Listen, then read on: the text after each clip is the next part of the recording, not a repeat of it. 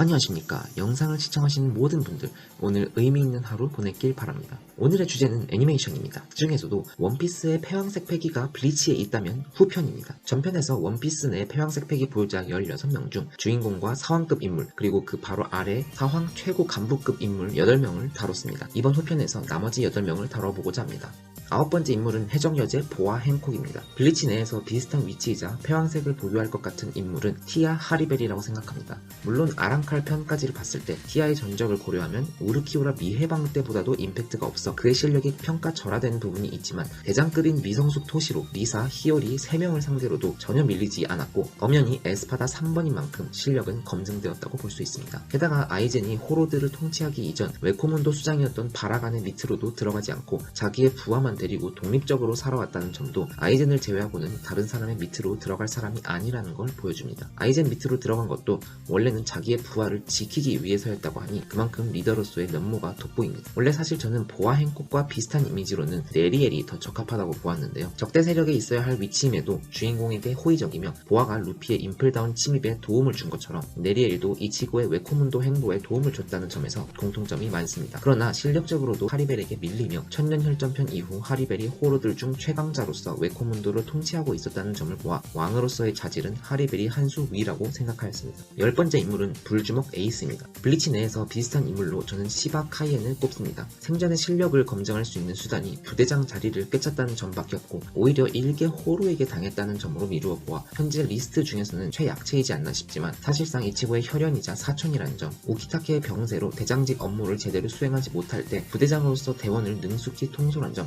그 과정에서 모두에게 선망받았고 특히 마음이 닫혀있던 루키아의 마음을 말로 열게 할 정도의 대인관계 능력 등으로 미루어 보아 패왕까지는 아니더라도 주변 사람을 자신에게로 끌어모아 이를 활용할 수 있는 정도의 자질은 있어 보입니다. 죽지 않고 계속 수련했다면 어느 정도 패왕색 패기를 제어할 수 있는 수준에 도달할 수 있지 않았을까 싶네요. 에이스와의 공통점은 본인을 정신적 지주라고 생각하는 주인공급 인물 앞에서 유언을 남기며 처참하게 죽었다는 점, 에이스가 자신의 동료를 죽인 검은 수염을 잡으러 갔다가 역으로 잡힌 것처럼 카이엔도 자신의 아내를 죽인 호로를 잡으러 갔다가 역으로 잡힌 점, 그 외에 에이스가 불을 다룬다면 카이엔은 물을 다룬다는 점이 있습니다. 11번째 인물은 도플라밍고입니다. 블리치 내에서 꼽자면 긴조 쿠우고가 있습니다. 긴조 쿠우고는 풀브링거 집단인 엑스큐션의 리더이자 치밀한 계획으로 이치고를 함정에 빠뜨린 사람입니다. 폐왕색 패기가 보유자의 정의관과는 상관이 없기 때문에 쿠우고가 비록 타락했다고는 하지만 한 집단의 리더이고 죽음을 맞이하자 그래도 집단 구성원인 스키시마가 굉장히 슬퍼했다는 점으로 보아 리더로서의 위상은 가늠이 갑니다. 둘의 공통점이라면 비극을 겪고 타락했다는 점, 부하에게는 굉장히 따뜻하면서도 필요할 땐 굉장히 냉혈이라는 점, 주인공과 비슷한 길을 걸어왔음에도 전혀 다른 가치관을 가진 안티테제라는 점 등이 있습니다. 12번째 인물은 돈칭자오입니다. 블리치 내에서 꼽자면 바라간이 있습니다. 바라간은 노년의 아랑칼로 아이젠 이전 웨코문도에서 호로들을 지배하고 있던 호로의 수장이었습니다. 나름 3대 세력 중 하나를 지배하고 있던 만큼 에스파다 2번이 되어 실력과 포스만큼 이미 검증됐고 실제로 등장인물 중 가장 패왕다운 모습을 보여주었기 때문에 저는 사실 이 주제로 영상을 만들고자 했을 때 가장 먼저 떠올린 인물이기도 했습니다. 공통점으로는 둘 다 노장이었고 돈칭자오도 나름 전성기 당시 한가닥했으나 거프에 의해 전성기 시절의 힘을 잃고 위상을 잃은 것처럼 바라간 역시 웨코문도에서 왕으로 군림하다가 아이젠 등장 이후 위상을 잃었다는 점이 비슷합니다. 또한 자신의 연륜과 경험을 바탕으로 상대방에게 상당히 말이 거칠고 얕잡아 보는 듯한 말투도 비슷합니다. 13번째 인물은 생고쿠입니다. 이 역시 많은 분들이 추측이 가능할 텐데요. 블리치 내에서 이와 비슷한 입지의 인물은 역시 효스베지 않나 싶습니다. 효스베는 영번대 수장으로서 영왕실을 지키는 자이며 효스베는 천리안과 사기적인 능력으로 본편에서도 충분히 임팩트를 주었습니다. 야마모토가 호정 13대라는 특정 부대의 수장이라면 효스베는 사신이라는 전체 세력의 우두머리라고 볼 수 있습니다. 현실에서 보면 야마모토는 국방부 장관, 효스베가 대통령이죠.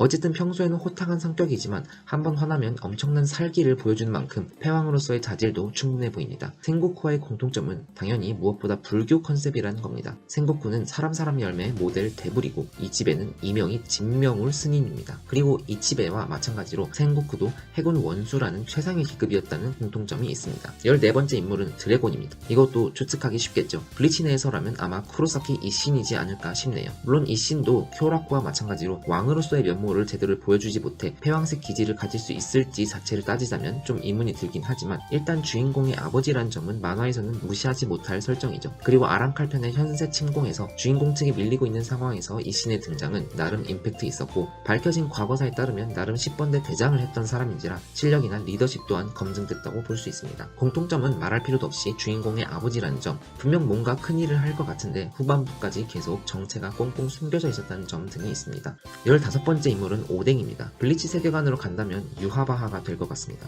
일단 원피스 세계관에서 주인공의 적대 세력이라고 불리는 해군 측에서는 패왕색 패기 보유자가 생고쿠 한 명이기 때문에 유하바하와 적절하게 비슷한 위치에 있는 사람이 남은 게 오뎅밖에 없더군요. 다른 인물도 되도록 공통점도 고려하면서 넣은 거라 양해 부탁드립니다. 유하바하가 패왕색 패기를 보유할 수 있을 거라는 점에는 아마 굳이 많은 설명을 안 해도 잘 아실 거라 생각합니다. 마지막 에피소드의 라스트 보스이자 사실상 사신들을 최악의 궁지로 몰았던 인물입니다. 모든 퀸시 위에 군림하였고 아이젠 본인이 대체하려고 했던 영왕의 자리를 기어코 흡수하기도 했죠. 먼 옛날에 소울 소사이어티를 접수하고자 했다가 실패하였다는 점에서 와노쿠니를 보호하려다 끝내 카이도에 의해 실패했다는 점이 오뎅과의 공통점으로 보입니다. 마지막 16번째 인물은 유스타스 키드입니다. 블리치에서 뽑아보자면 아바라의 렌지입니다. 본편에서는 그런 느낌이 덜 하긴 하지만 본래 원피스 작가는 유스타스 키드를 주인공의 라이벌적인 존재로 만들려고 했다고 합니다. 렌지도 마찬가지로 이미 충분히 대장의 실력을 갖추고도 존재감도 없던 애가 대장이 되는 마당에 만년 부대장으로 남았지만 작품 내 포지션으로만 보자면 드래곤볼의 베지터와 비슷하다고 볼 수 있습니다.